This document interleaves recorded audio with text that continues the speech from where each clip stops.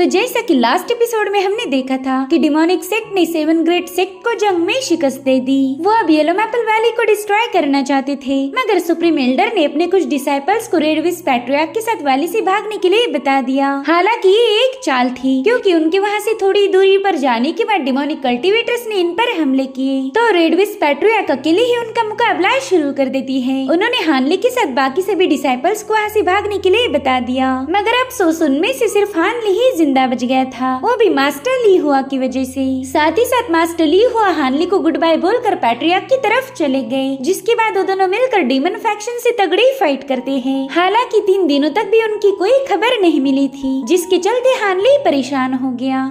अब आगे तो इस एपिसोड की शुरुआत में हमें 3 दिनों पहले की कहानी दिखाई गई। एल्डर ली हुआ और पैट्रियार्क ने मिलकर डिमोनिक कल्टिवेटर्स के साथ साथ कुला और होंगफिन को बुरी तरह से घायल कर दिया, मगर इस बैटल के दरमियान एल्डर ली हुआ का पाइथन भी घायल हो चुका था। तभी एल्डर ली हुआ को लगने लगा कि अब सिचुएशन अंडर कंट्रोल आ चुकी है, मगर उसी वक्त डीमन युनलू वहाँ पर पहुँच गया। साथ ही साथ वांग चन अपने डिमोनिक कल्टिवेटर्स को भेजकर एल्डर ली हुआ को जान से मारने का हुक्म देता है। इतना ही नहीं, उसने रेड विस्प पैट्रियार्क को भी कैप्चर करने की ऑर्डर दी, जो देखकर डोंगशन तुरंत ही अपने फादर के पाँव पकड़ लेती है। वो कह रही थी प्लीज उन पर रहम कीजिए, मगर युनलो ने उसकी कोई बात नहीं सुनी। वो कह रहा था कि मेरे अपने कुछ प्लान है, इसलिए तुम खामोश होकर चुपचाप तमाशा देखो। वहीं दूसरी तरफ मास्टर ली हुआ ने अपने एनर्जी स्लैश को रिलीज करते हुए कई सारे डिमोनिक कल्टिवेटर्स को निपटा दिया, मगर वहाँ पर कल्टिवेटर्स की कोई कमी नहीं थी, तो सभी लोग मिलकर ली हुआ पर एक साथ कई सारे अटैक करने लगे, जिन्हें मास्टर ली हुआ बहुत ही पावरफुल डिफेंस के जरिए रोक रहे थे। और इस काम में रेड विस्प भी उनकी मदद करती है, जो देखकर कुला और होंगफिन दोबारा से इस बैटल में शामिल हो गए। उन दोनों ने मिलकर मास्टर ली हुआ पर एक पावरफुल अटैक किया था,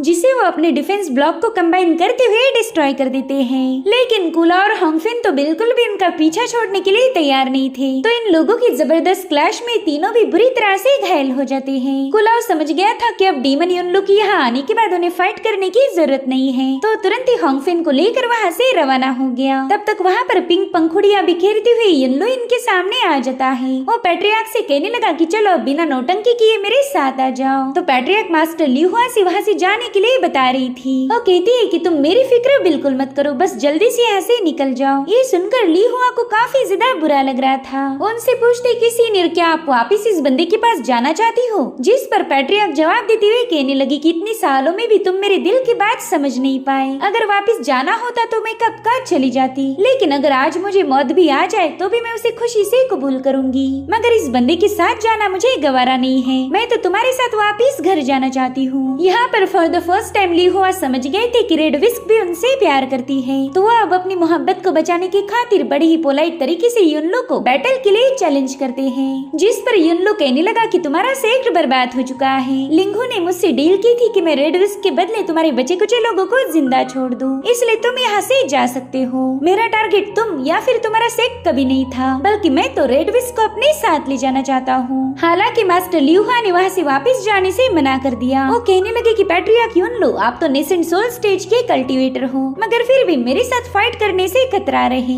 वैसे देखा जाए तो हम दोनों की पावर्स में जमीन आसमान का फर्क है, मगर फिर भी मैं आपको चैलेंज करता हूँ। साथ ही मैंने सुना था कि आप अपने उसूलों को लेकर काफी ज्यादा सीरियस हो, तो मेरे जैसे बंदे को हराना आपके लिए मुश्किल नहीं होगा, मगर हाँ इससे आपकी रेपुटेशन बिगड़ने का खतरा है, तो क्यों ना सिर्फ मैं ही अटैक करूं और बस आपको उन्हें डॉज करना है। अगर मैंने आपको काउंटर अटैक करने पर मजबूर किया तो फिर वो मेरी जीत मानी जाएगी। इधर पैट्रियार्क ली हुआ की इस चैलेंज से काफी ज्यादा परेशान हो गई। साथ ही साथ मास्टर ली हुआ ने युनलू के सामने एक शर्त रख दी, जो कि ऐसी थी कि अगर मास्टर ली हुआ ये मुकाबला जीत गए तो फिर युनलू इन दोनों को वहाँ से बिना कोई मसले खड़े किए जाने देगा। तो फाइनली इसके लिए डीमन पैट्रियार्क युनलू भी एग्री हो जाता है, और फिर तुरंत ही मास्टर ली हुआ ने उस पर एक स्लैश अटैक किया, मगर डीमन युनलू की ऑरा इतनी ज्यादा स्ट्रॉन्ग थी कि वो बड़ी तेजी से मास्टर ली हुआ को पीछे पुश कर देती है, तो पैट्रियार्क तुरंत ही जाकर उन्हें संभालने लगी। अब मास्टर ली हुआ ने अपना एक फॉर्मेशन एक्टिवेट करते हुए एक हेवी सोर्ड से युनलू पर हमला कर दिया, मगर वो युनलू के डिफेंस को ब्रेक नहीं कर पा रहे थे, तो फिर उन्होंने अपने गोल्डन ब्लॉक्स में उसे ट्रैप करने की भी कोशिश की, मगर युनलू की पावरफुल ऑरा उसे भी डिस्ट्रॉय करते हुए ली हुआ को बुरी तरह से घायल कर देती है। इधर पैट्रियार्क ली हुआ को संभालने के लिए जाने लगी, लेकिन लेकिन युनलो उन्हें गुस्से में एक ही जगह पर रोक देता है। वो कह रहा था कि इस बंदे में मेरी ऑरा को रेजिस्ट करने जितनी भी पावर्स नहीं है, इसलिए अब मैं इसकी बेवकूफी बर्दाश्त नहीं करूंगा। भले युनलो ने उनके खिलाफ कोई एक्शन नहीं लिया था, मगर उसकी ऑरा ही ली हुआ को बुरी तरह से घायल करने लगी। तब तक डोंगशन भी वहाँ पर आ जाती है। वो कहती, फादर प्लीज ये फाइट रोक लीजिए। तो युनलो ने अपनी बेटी के खातिर अपनी ऑरा को कंट्रोल कर लिया। साथ ही साथ डोंगशन मास्टर ली हुआ को रोते हुए रिक्वेस्ट करने लगी कि प्लीज इस फाइट को रोक कर खुद को हील कर लीजिए। मास्टर ली हुआ और पैट्रियार्क तो उसे देखकर काफी ज्यादा हैरान हो गए। मास्टर ली हुआ उससे कहने लगे कि बच्ची, तुम येलो मैपल वैली के कॉस्ट्यूम में ज्यादा प्यारी लगती थी, ये कॉस्ट्यूम तुम पर बिल्कुल भी सूट नहीं करता। साथ ही साथ वो बताने लगे कि हम दोनों ने तुम्हें काफी ज्यादा मिस किया। जिसके बाद वो डोंगशन को उनकी जवानी के दिनों की कहानी बताने लगे। वो कहते हैं कि एक बहुत ही एजेड एल्डर ने मुझे बताया था कि इस दुनिया में कमजोर हमेशा सिर झुका कर चलते हैं और वहीं पर पावरफुल वो सब कुछ हासिल कर सकते हैं जिसकी उन्हें चाह होगी,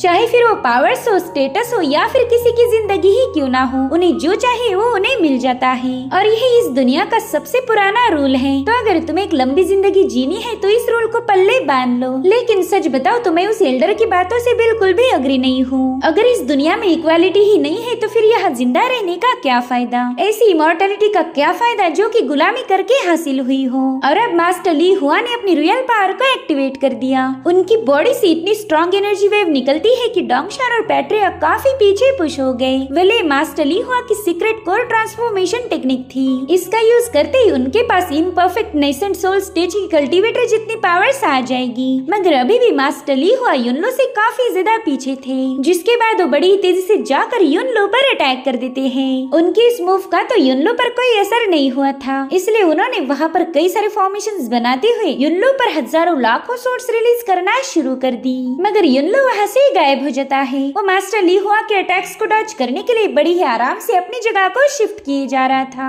हालांकि मास्टर ली हुआ ने उसका पीछा नहीं छोड़ा। वो दोनों बड़ी ही तेजी से फ्लाई करने लगे और इन दोनों की क्लैशेस में युनलो की 2 फ्लाइंग कैरेजेस भी डिस्ट्रॉय हो गई, जिसके चलते डीमन युनलो की ऑरा ने मास्टर ली हुआ के साथ फाइट करना शुरू कर दी। वो उनके हर एक स्लैश अटैक को डिस्ट्रॉय करते हुए उन्हें पूरी तरह से एग्जॉस्ट कर रही थी। साथ ही साथ ली हुआ पर कई सारे हमले हो गए, मगर अभी तक उन्होंने हार नहीं मानी थी। वो अपने हजारों लाखों तलवारों को एक साथ मर्ज करते हुए कहने लगे कि मैं एक सच्चा कल्टीवेटर हूँ, इसलिए मुझे बैटल से डर नहीं लगता।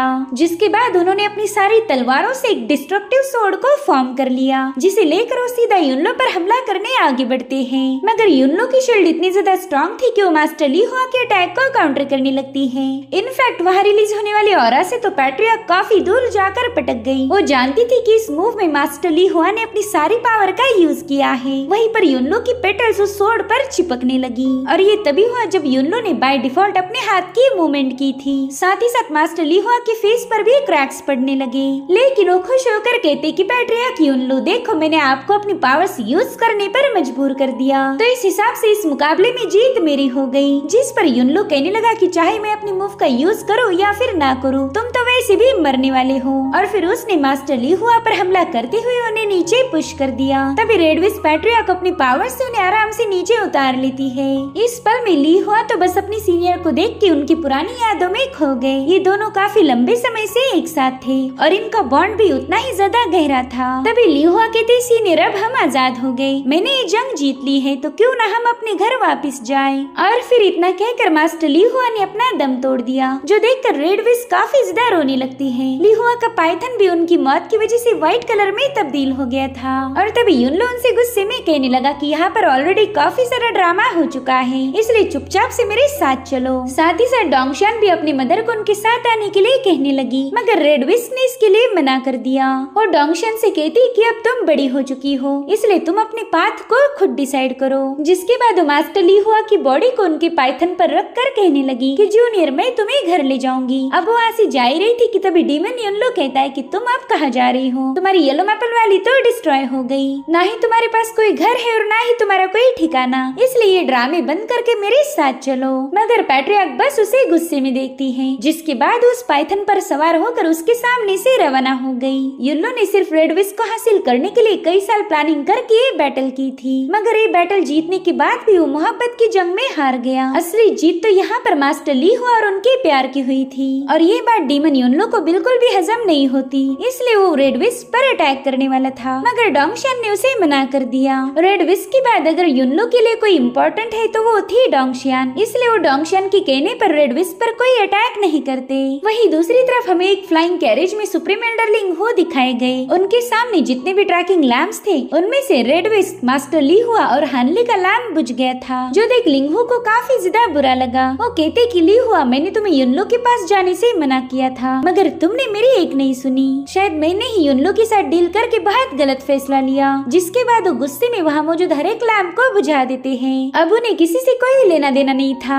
जिसके बाद कहानी दोबारा से प्रेजेंट टाइम में आ जाती है। हानली अपने मास्टर ली हुआ को काफी ज्यादा मिस कर रहा था। वो कहता है कि जब मास्टर रेड विस्प को बचाने के लिए जाने वाली थी तभी उन्होंने अपनी जान देने का फैसला लिया था, वरना वो इस सारी चीजें मेरे हवाले क्यों करते। जिसके बाद वो मास्टर ली हुआ ने दिया हुआ पाउच सॉन्गमिंग के हवाले कर देता है। वो कह रहा था कि मास्टर ने जाने से पहले तुम दोनों को देने के लिए बताया था, जिस पर सॉन्गमिंग कहता है भाई इसमें तुम्हारा भी शेयर होगा। लेकिन हानली उन्हें अपने स्क्रॉल शो करता है। वो कह रहा था कि मास्टर के लाइफ के एक्सपीरियंस थे जो कि उन्होंने स्पेशली मेरे लिए बनाए हैं, तो मुझे इस ट्रेजर के अलावा और कुछ नहीं चाहिए। इस स्टोरेज बैग की स्पेस में तुम्हारे लिए ढेर सारे एलिक्सर्स और स्पिरिचुअल स्टोन्स रख दिए हैं ताकि तुम दोनों यहाँ से कहीं दूर चले जाओ। ये सब सुनने के बाद जोंग भी मास्टर ली हुआ को याद करते हुए रोने लगी। वहीं पर सॉन्गमिंग हानली को उसके आगे के प्लान्स पूछने लगा। उसे लग रहा था कि हानली येलो मैपल वैली के जिंदा बचे हुए डिसाइपल्स को एक करेगा, मगर हानली उसे बताता है कि मास्टर ली हुआ ने मुझसे मिलते ही मेरे हाथ पर लगा हुआ ट्रैकिंग डिवाइस हटा दिया था। साथ ही साथ डिमोनिक कल्टिवेटर्स को हमारे लोकेशन के बारे में भी पता लग गया। भले ही मास्टर ने मुझे क्लियरली कुछ बताया नहीं, मगर उनके बर्ताव से ऐसा लग रहा था कि अब येलो मैपल वैली के लिए कोई उम्मीद नहीं है।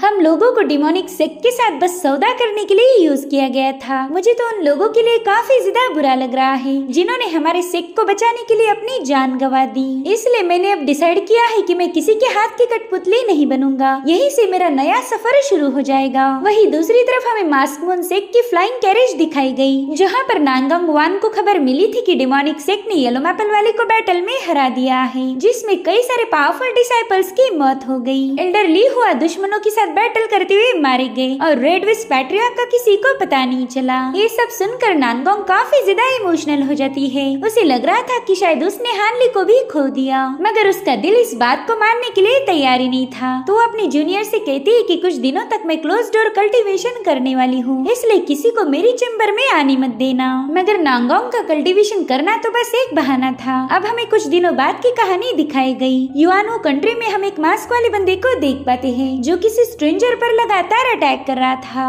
मगर इससे पहले कि वो मास्क वाला बंदा उस स्ट्रेंजर को खत्म कर पाए, उस पर ही एक व्हील से जोरदार अटैक हो जाता है। वेले हमला फू फैमिली के एल्डर ने किया था और ये मास्क वाला बंदा कोई और नहीं बल्कि जैंग है। तब तक हानली भी वहाँ पर पहुँच गया। वो कहने लगा कि मैं फॉर्मेशन बनाने वाले युन शाओ से मिलने आया था, फिर तुम लोगों ने हम पर यूं अचानक से अटैक क्यों किए। जिस पर वो एल्डर बताता है कि उस युन शाओ की वजह से मेरे फैमिली के 2 मेंबर्स मारे गए थे और उसी वक्त हानली को पुरानी बात याद आ गई। दरअसल उन लोगों को युन शाओ ने नहीं बल्कि हानली ने ही खत्म किया था। अगर वो ऐसा नहीं करता तो वो दोनों युन शाओ को मारने वाले थे। तो अब हानली उन्हें जानबूझकर ऐसा दिखा रहा था कि उसे इस मसले के बारे में कुछ पता ही नहीं। वो तुरंत ही उनसे माफी मांगते हुए कहने लगा कि सीनियर, मुझे तो लगा था कि आप दोनों हमें लूटना चाहते हो, इसलिए हमने आप पर जवाबी हमला किया, मगर आप तो पावरफुल फू फैमिली के मेंबर हो। और फिर हानली उन्हें बातों में उलझाकर तुरंत ही ड्रैगन ब्लेड से उन पर अटैक कर देता है, जिसे वो बंदा एक शील्ड के जरिए रोकने लगा। तो हानली अपने पपेट के जरिए उन पर ब्लास्ट करते हुए उन्हें डिस्ट्रैक्ट कर देता है। साथ ही साथ उसने एक ही सेकंड में उस एल्डर को भी खत्म कर दिया था और फिर एल्डर के बाद उसने उस दूसरे बंदे को भी खत्म कर दिया।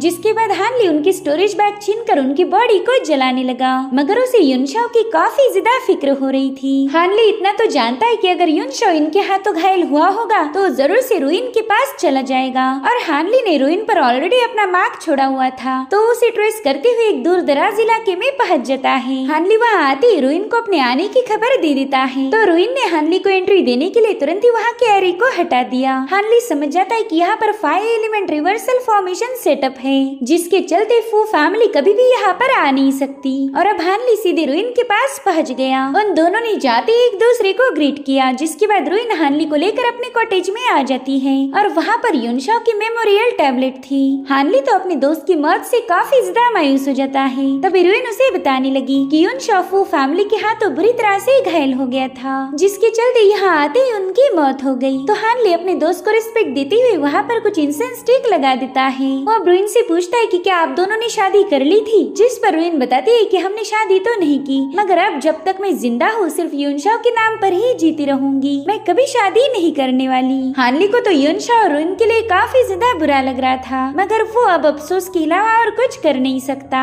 रुइन उसे बताती है कि उसने एंशिएंट ट्रांसपोर्टेशन पर अपना काम ऑलमोस्ट पूरा कर लिया है। इतना ही नहीं, वो हानली को 2 और तोहफे भी देती है, जिसमें से एक बॉक्स में युनशाओ के फैमिली की टूल्स को रिफाइन करने की सारी प्रोसेस लिखी हुई थी और उस दूसरे बॉक्स में रुइन की फॉर्मेशंस की नॉलेज थी। जो देख हानली कहता है, सीनियर मैं आपसे ये गिफ्ट नहीं ले सकता, ऐसे तो बिल्कुल नहीं, तो प्लीज मुझे बताए कि मैं आपके लिए बदले में क्या करूँ। जिस पर रुइन कहती, भाई अगर आपने कोर फॉर्मेशन स्टेज पर ब्रेक थ्रू कर लिया तो मैं चाहती हूँ कि आप मेरी युनशाओ का रिवेंज लो, फू फैमिली को डिस्ट्रॉय कीजिए। मैं जानती हूँ मैं आपसे बहुत बड़ा फेवर मांग रही हूँ, मगर मैं पूरी तरह से हेल्पलेस हूँ। मुझ में इतनी ताकत नहीं कि फू फैमिली से मेरी मोहब्बत का बदला ले सकूं। और वैसे भी फू फैमिली ने युआनवू कंट्री में सालों से लोगों को टॉर्चर किया है, न जाने कितने ही कमजोर लोग उनके हाथों मारे गए। युनशाओ तो मेरी वजह से ही उनके हाथों मारा गया। अगर वो मेडिसिन लाने नहीं जाता तो उसके साथ ही सब नहीं होता। अगर मैं युनशाओ का बदला भी नहीं ले पाई तो मरने के बाद उसे क्या मुंह दिखाऊंगी। तभी हानली के टाइम में सांप की तबीयत मुझे बिल्कुल भी ठीक नहीं लग रही, जिसके बाद वो रुइन की पल्सेस को चेक करता है और हानली को पता चला कि रुइन के पास बस 2 सालों का वक्त बचा है। उसे तो अब कोई भी मेडिसिन क्योर नहीं कर सकती थी।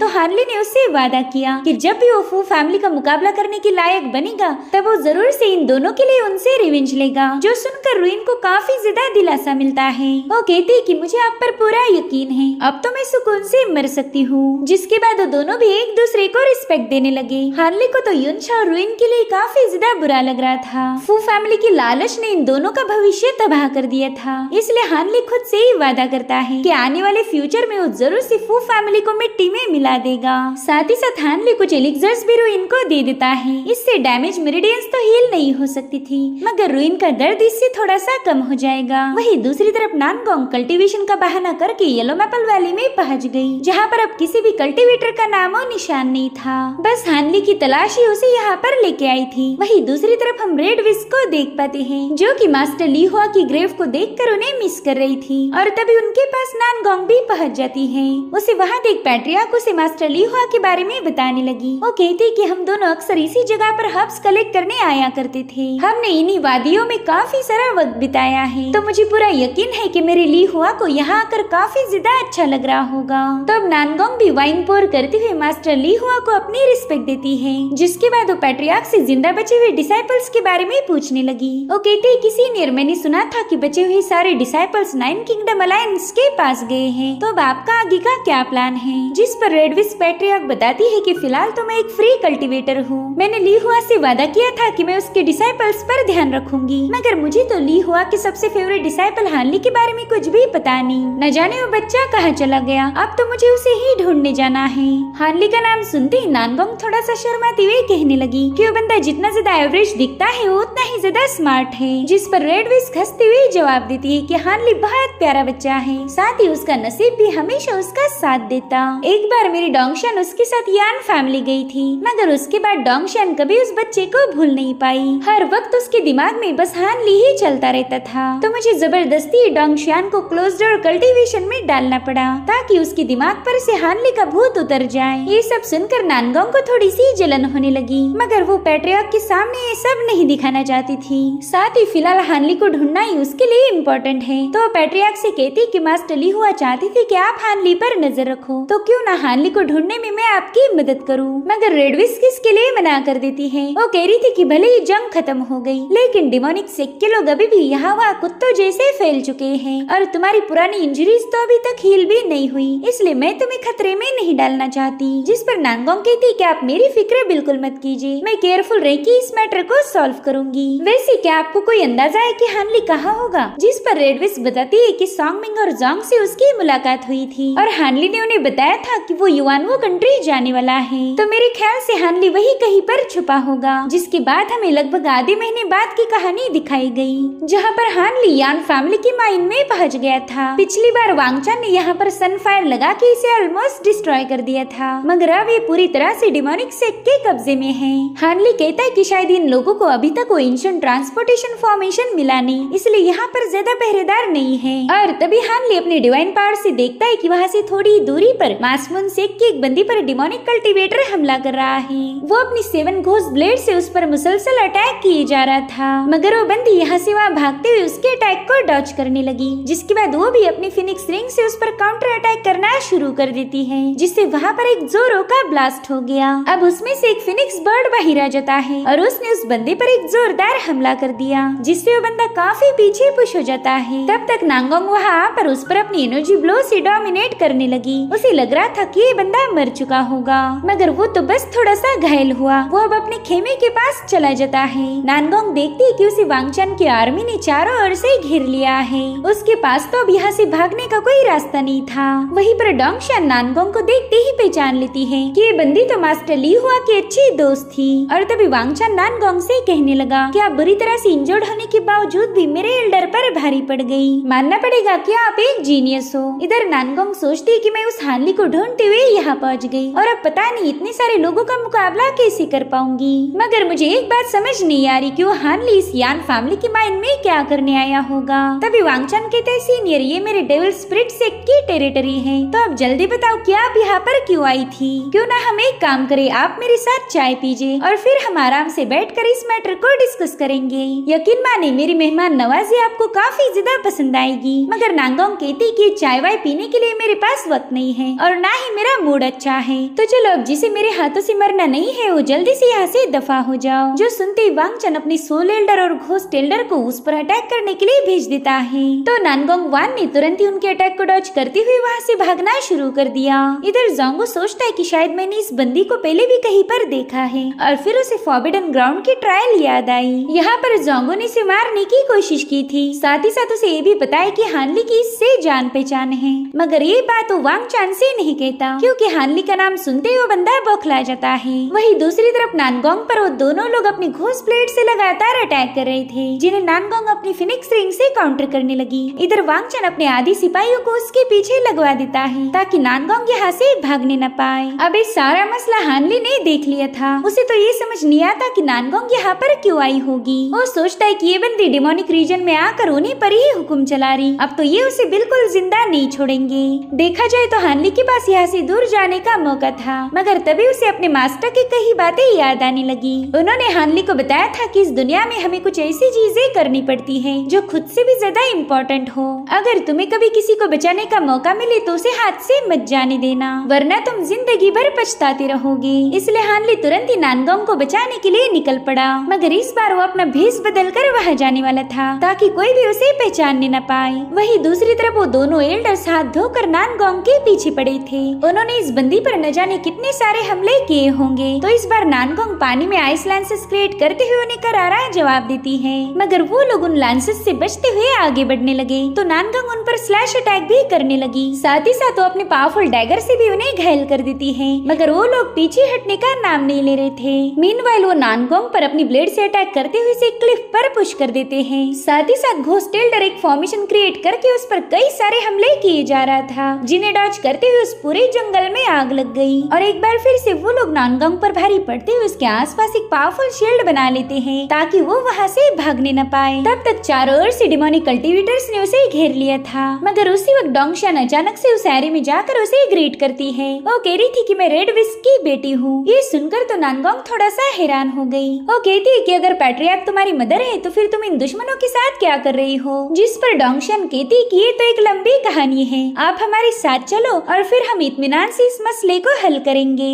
और वैसे भी आपका मास्क मून सेक्ट हमारे डिमोनिक सेक्ट के साथ शांति समझौता डिस्कस करने वाला है, तो हमारे साथ आने से आपकी जान को कोई खतरा नहीं होगा। हालांकि नानगोंग इसके लिए मना कर देती है। वो कह रही थी कि दो अपोजिट थिंकिंग के सेक्ट एक साथ कभी नहीं आ सकते। 6 डेविल डाउ सेक्ट के लोग बेवजह कमजोरों को मारते आए हैं, इसलिए हमारा मास्क मून सेक्ट कभी इनके साथ शांति समझौता नहीं करेगा, और अगर उन्होंने ऐसा किया तो मैं उनके साथ शामिल नहीं होने वाली। जिसके बाद वो अपनी सोड को निकाल लेती है। वेल नानगोंग की ये सोड काफी ज्यादा फेमस थी, जिसे देख वांगचान कहता है कि सीनियर आपकी natal magic weapon already damage है, और अगर आप इसका यूज करो भी तो ये ढेर सारी पावर्स को कंज्यूम करेगी। और देखो ना यहाँ पर तो मेरे कई सारे सिपाही हैं, तो सीनियर क्या आपको लगता है कि आप यहाँ से भाग पाओगी। वहीं पर जोंगो दिल में ही कह रहा था कि लो ये तो दोबारा से पगला गया, इस औरत को पकड़ने के लिए अभी अपने ढेर सारे सिपाहियों की बलि चढ़ाएगा। और तभी एक कल्टीवेटर अचानक से जाकर डोंगशन के गले पर अपना नाइफ लगा देता है, और ये बंदा कोई और नहीं बल्कि हानली था। वो वांगचान को देखकर थोड़ा सा शॉक हो जाता है। हानली ने हर बार इस बंदे से दूर रहने की कोशिश की, मगर किस्मत पता नहीं इन्हें क्यों बार बार आपस में टकराती रहती। अब अगर हानली इस बंदे से बात करे तो वांगचान उसे तुरंत ही पहचान लेगा, इसलिए हानली ने ये काम नानगोंग को सौंप दिया। नानगोंग कह रही थी कि अब चुपचाप से हमें यहाँ से जाने दो, वरना तुम्हारी प्रिंसेस हमारे हाथों मारी जाएगी। जो सुनते ही वांगचान जोर जोर से हंसने लगा। वो कहता है कि डोंगशन इतनी जंग होने के बावजूद भी कभी किसी का साथ देने के लिए नहीं गई, मगर नानगोंग की केस में ऐसा नहीं हुआ। मुझे तो लगता है कि डोंगशन जानबूझकर इनकी हॉस्टेज बनी है, तो ये लोग चाहकर भी डोंगशन को खत्म नहीं करेंगे। खैर अब इनकी चालबाजी के बारे में हमें बाद में सब कुछ पता चल जाएगा। इधर हानली अपनी माइंड पावर का यूज करके नानगोंग को बताता है कि वांगचान काफी ज्यादा शातिर बंदा है, इसलिए हम यहाँ से एक साथ तो भाग नहीं सकते, हमें अलग अलग होकर भागना पड़ेगा। तभी डोंगशन उन्हें शेरजॉय सेक्ट के इलाके में जाने की सलाह देती है, क्योंकि वो सेक्ट डोंगशन के फादर का था और वहाँ के लोग डोंगशन को किसी भी कीमत पर कोई नुकसान नहीं पहुँचाएंगे। उतने में वांगचान इन लोगों पर हल्ला बोल देता है, तो नानगोंग ने तुरंत ही अपने एक स्लैश अटैक में उस शील्ड को ब्रेक करते हुए अपना रास्ता साफ कर लिया। इधर हानली ने भी डेमोनिक कल्टीवेटर्स पर अटैक करते हुए वहाँ पर एक जोरदार ब्लास्ट कर दिया, जिससे उस पूरी जगह पर स्मोक फैल चुका था और इसी का फायदा उठाते हुए ये लोग अलग अलग होकर वहाँ से भाग निकलते हैं। नानगोंग हानली से कह रही थी कि यहाँ से 100 मील दूर पश्चिम दिशा में मैं तुम्हारा वेट करूंगी, बस तुम सेफली वहाँ पर पहुँच जाना। अब वहाँ का फॉग छटने के बाद वांगचान देखता है कि तीनों वहाँ से भाग निकले हैं, जिसके चलते वो काफी ज्यादा भड़क गया था, तो तुरंत ही अपने सिपाहियों को उन्हें ढूंढने का हुक्म देता है। इधर डोंगशन ने हानली को पहचान लिया था। वो कहती सीनियर अब यहाँ पर कोई नहीं, क्या आप अपने नाइफ को हटा सकते हो? तो हानली तुरंत ही उससे माफी मांगता है। अब डोंगशन उसका हाथ होल्ड करके कहने लगी कि मैंने आपको बहुत ज्यादा मिस किया था, मगर हानली ने तुरंत ही अपना हाथ दूर हटा लिया। वो कह रहा था जूनियर अभी तुमने मेरी वहाँ से भागने में मदद की, उसके लिए तुम्हारा बहुत बहुत शुक्रिया, लेकिन आज के बाद हम दोनों अजनबी हैं। डोंगशन को तो ये सब सुनकर काफी ज्यादा बुरा लग रहा था। साथ ही साथ वो हानली को बताती है कि उसने मास्टर ली हुआ को बचाने की कोशिश की, मगर वो इसमें नाकाम रही। जिस पर हानली कहता है कि कुछ बातें हमारे बस में नहीं होती, इसलिए तुम खुद को दोष मत दो, लेकिन मुझे एक बात समझ नहीं आ रही कि तुमने डेमोनिक सेक्ट ज्वाइन क्यों किया। जिस पर डोंगशन बताती है कि शेरजॉय सेक्ट का लीडर पैट्रियार्क युनलू मेरे बायोलॉजिकल फादर हैं। कई सालों पहले रेड विस्क और मेरे फादर रिलेशनशिप में थे। मेरे फादर को रेड विस्क से बेइंतहा मोहब्बत थी, इसलिए उन्होंने कभी भी अपनी रियल आइडेंटिटी के बारे में उन्हें कुछ नहीं बताया। उन्हें डर था कि उनके डेमोनिक कल्टीवेटर होने की वजह से मेरी माँ उनसे रिश्ता तोड़ देगी, लेकिन एक दिन उनकी असली पहचान उनके सामने आ गई। उस दिन मेरी माँ ने उनके साथ रिश्ता तोड़ दिया, लेकिन तब वो प्रेग्नेंट थी। जिस पर हानली कहता है शायद इसी वजह से वांगचान तुम्हारी इतनी ज्यादा फिक्र करता है, क्योंकि तुम डीमंस के महान पैट्रियार्क युनलू की बेटी हो। तो डोंगशन हानली को बताने लगी कि मेरे फादर ने मुझे अपनी डायरेक्ट डिसाइपल बनाकर मेरी येलो मैपल वैली की कल्टीवेशन को फोर्सफुली रिमूव कर दिया। अब तो मैं मेरे फादर के कल्टीवेशन मेथड का यूज कर रही हूँ। दरअसल वो एक नेसेंट सोल स्टेज के कल्टीवेटर है, तो इतने पावरफुल बंदे का डिसाइपल बनने की अपॉर्चुनिटी कोई भी छोड़ नहीं सकता। जिस पर हानली कहने लगा कि ये तो अच्छी बात है कि तुम्हारे फादर तुमसे इतना ज्यादा प्यार करते हैं, अब तो तुम्हें ब्रेक थ्रू करने में जरा भी दिक्कत नहीं होगी। मगर डोंगशन इससे बिल्कुल भी खुश नहीं थी। वो हानली को बताती है कि जब से मैंने डेमोनिक सेक्ट ज्वाइन किया, मेरे अपने लोग ही मुझसे रूठ गए, वो मुझे गद्दार समझते हैं। साथ ही साथ मेरी फिलहाल की कल्टीवेशन मेथड भी बहुत ज्यादा अलग है, जिससे आगे चलकर मेरा रवैया बदल जाएगा। शायद आगे चलकर मुझे ये भी याद ना रहे कि आप दिखते कैसे हो। मुझे नहीं लगता कि फ्यूचर में कोई मुझे मेरे रियल नाम से भी याद रखेगा। जिस पर हानली कहता है कि हमारा एग्जिस्टेंस किसी ब्लड रिलेशन, कल्टीवेशन या फिर हम कितने रईस से इससे साबित नहीं होता, बल्कि हमारी सोच, हमारी ख्वाहिशें और अच्छे कामों से ही हम अपने एग्जिस्टेंस को जिंदा रखते हैं। भले आगे चलकर तुम ये सब भूल जाओ, लेकिन मैं हमेशा तुम्हें याद रखूंगा। तुमने आज मेरे लिए जो कुछ भी किया मैं उसे भूल नहीं सकता। मैं लकी हूँ कि मेरे पास तुम्हारी जैसी दोस्त है। तो अब डोंगशन भी फैसला करती है कि चाहे कुछ भी हो जाए, वो हानली को कभी अपने जहन से जाने नहीं देगी। अब एक सेफ जगह पर आने के बाद वो हानली को अलविदा कहकर वहाँ से जाने के लिए बता देती है। उसने फैसला किया था कि अब वो अपनी कल्टीवेशन पाथ खुद ही डिसाइड करेगी, ताकि वो उसके अपनों को कभी भी भूलने न पाए। इधर हानली पश्चिम दिशा में नानगोंग की तलाश करता है और तभी उसे एक केव नजर आई जहाँ पर नानगोंग छुपी हुई थी। तो हानली तुरंत ही वहाँ पर पहुँच गया। उसने वहाँ जाते ही सबसे पहला 5 एलिमेंट रिवर्सल फॉर्मेशन को सेटअप कर लिया, ताकि कोई इस केव में दाखिल ना होने पाए। अब उस केव में जाने के बाद हानली समझ जाता है कि ये केव पहला किसी का घर हुआ करती थी। वहीं पर नानगोंग उसे बेहोशी की हालत में मिली, तो हानली तुरंत ही जाकर उसकी पल्सेस चेक करने लगा। मगर तभी नानगोंग बेहोशी की हालत में हानली की मैजिकल पावर्स को एब्जॉर्ब करने लगी। उसका एब्जॉर्प्शन स्पीड काफी ज्यादा तेज था, तो उसे कंट्रोल करने के चक्कर चक्कर में हानली सीधा नीचे गिर गया और नानगोंग थी उसके ऊपर। हानली कहता है नानगोंग देखो पिछली बार जो हुआ वो एक एक्सीडेंट था, मगर ये हमेशा नहीं चल सकता, इसलिए प्लीज मुझसे दूर हट जाओ। मगर नानगोंग ने तो उसे कस के अपने गले लगाया था। हानली कहता है मेरी माँ प्लीज इतने जोर से मुझे मत दबाओ। हानली को तो अब सांस लेने में भी दिक्कत हो रही थी, मगर वो बंदी अपने आँखें खोलने के लिए तैयार नहीं होती, इसलिए हानली ने जल्दी से रिवर्सल फॉर्मेशन को बाहर निकाल लिया। वो कहता है भाई अब प्लीज मेरी इज्जत बचा ले, मगर हानली में इतनी पावर्स थी नहीं कि उस फॉर्मेशन को सही से ऑपरेट कर पाए, जिसके चलते वो फॉर्मेशन डिस्क नीचे गिर गई। मगर हानली अपने पाव की मदद से उसे ऑपरेट करता है। उसके ऐसा करते ही वहाँ के नजारे बदलने लगे, कभी ये दोनों जंगल में थे तो कभी समंदर किनारे।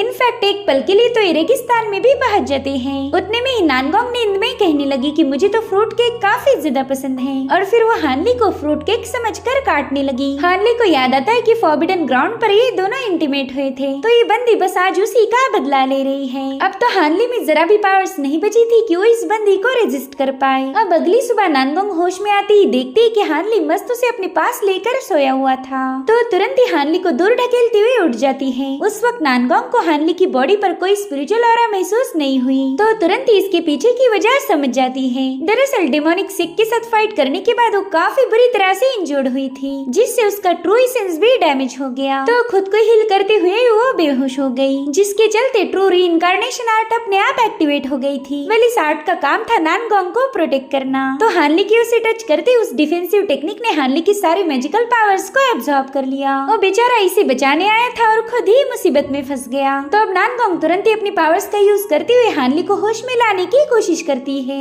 मगर वो तो दोबारा उसी की गोद में जाकर गिर गया था। अब इस बेहोशी की हालत में हानली को अपने फैमिली और दोस्तों के विजन्स आने लगे थे, जिसमें ज़ैंग ताई, ली फेयू, एल्डर वू, औरतों और नानगोंग भी शामिल है। साथ ही साथ वो मोरुआन, मिस चेन और अपने मास्टर ली हुआ को भी देख पा रहा था। अब पूरा एक दिन रेस्ट करने के बाद फाइनली हानली को होश आ जाता है। वो केव में आने से पहला फाउंडेशन एस्टेब्लिशमेंट की मिडिल स्टेज पर था, मगर अब हानली की लेवल ड्रॉप होकर वो सीधे ची कंडेंसेशन की चौथे लेवल पर पहुंच गया। हानली को तो कुछ भी समझ नहीं आ रहा था कि ये सब उसके साथ क्या हो गया। तभी उसकी नजर पड़ी नानगोंग पर, जिसने अपना लुक थोड़ा सा चेंज किया था। वो गुस्से में कहते हैं नानगोंग मैंने तो तुम्हें बचाने की कोशिश की और बदले में तुमने मेरी ही सारी मैजिकल पावर को एब्जॉर्ब किया, बताओ ये कहाँ का कानून है। जिस पर वो कहती कि मैं नानगोंग की कजिन सिस्टर जियांग हूँ। ये सुनकर तो हानली काफी ज्यादा हैरान हो गया, और इसी के साथ एपिसोड यहीं पर एंड हो जाता है। Thank you so much for watching, bye bye, take care.